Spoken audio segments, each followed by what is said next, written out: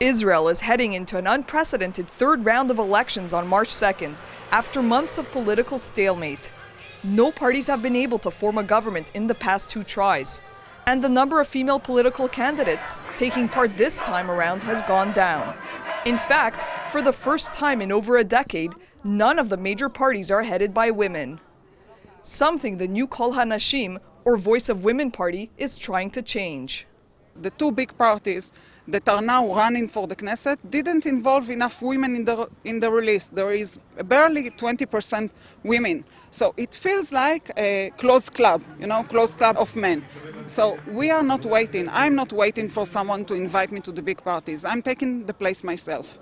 Israel's three largest parties, Blue and White, Joint List, and Likud, only have 2 women each in their top 12 seats. Ultra-Orthodox parties, meanwhile, have no women on their slates, which means the 23rd Knesset could end up having very few women in key cabinet positions and powerful committees.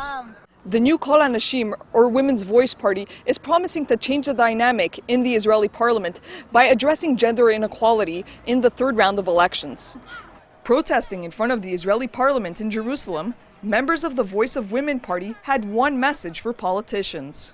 אנחנו באות ממקום שאנחנו אומרות שאין מספיק נשים בכנסת ואנחנו הגענו למערכת בחירות מספר 3 ואולי מספר 4 בגלל שאין מספיק נשים סביב שולחן קבלת ההחלטות. ואחד הרגעים הקשים שלי היה כשאני הגעתי לקלפי בסיבוב השני ולא ידעתי למי להצביע.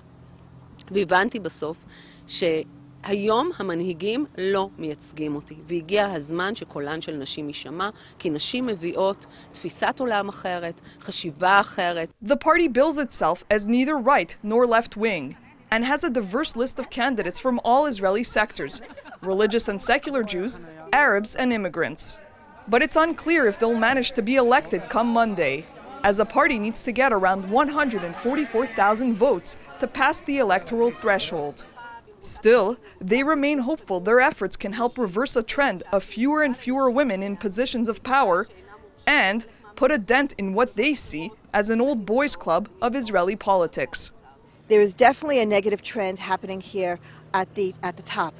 At the grassroots, the opposite is happening. More women are taking interest, more women have drive and vision and leadership and want to get involved. So we're bringing these two trends together, where we're activating the women in the field in order to bring them to the top where change is needed. From Jerusalem, Maya Margit reporting for the Media Line.